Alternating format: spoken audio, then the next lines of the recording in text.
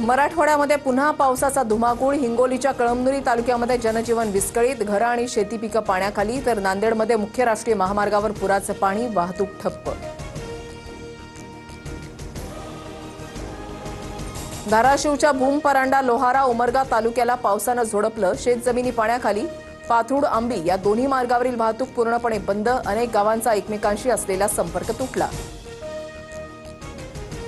बीड जिल्ह्यामध्ये पुन्हा पावसाचा कहर, शेतकऱ्यांची चिंता वाढली। परळीच्या कनेरवाडी ते देव्हाडा रस्त्यावरील पूल वाहून गेला, तर छत्रपती संभाजीनगर जिल्ह्यातलं सीना नदीसह आणि सातकुंड धबधब्याचं रौद्ररूप।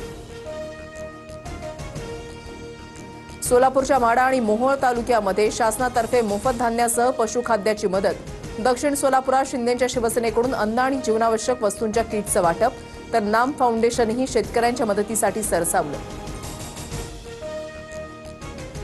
नुकसानीनंतर बीडमध्ये सरकारी मदतीचं वाटप सुरू। आमदार संदीप क्षीरसागर आणि तहसीलदारांच्या उपस्थितीमध्ये 10 किलो तांदूळ आणि 10 किलो गहूचं वाटप।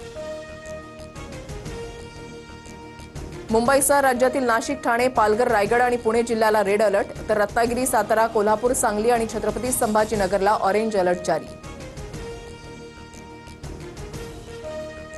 नागपुरात राष्ट्रीय स्वयंसेवक संघाचं सर्वात मोठं पथसंचलन। संघाच्या स्थापनेला 100 वर्ष पूर्ण।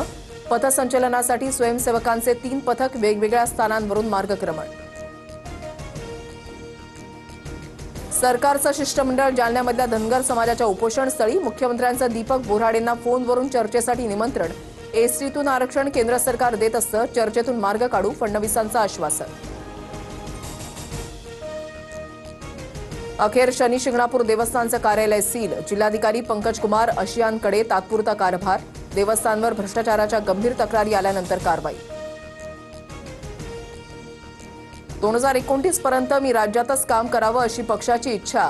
पुढील काही वर्षांसाठी विकासाच्या योजना केंद्राला दिल्या। पत्रकारांसोबतच्या गप्पांवेळी मुख्यमंत्री फडणवीसांचं वक्तव्य। बीएमसी महायुती एकत्र लढणार। ठाण्यामध्ये शिवसेना स्वतंत्र लढू शकते, तर पुणे, पिंपरी चिंचवडमध्ये शिंदेंसोबत तर दादा स्वतंत्र लढणार।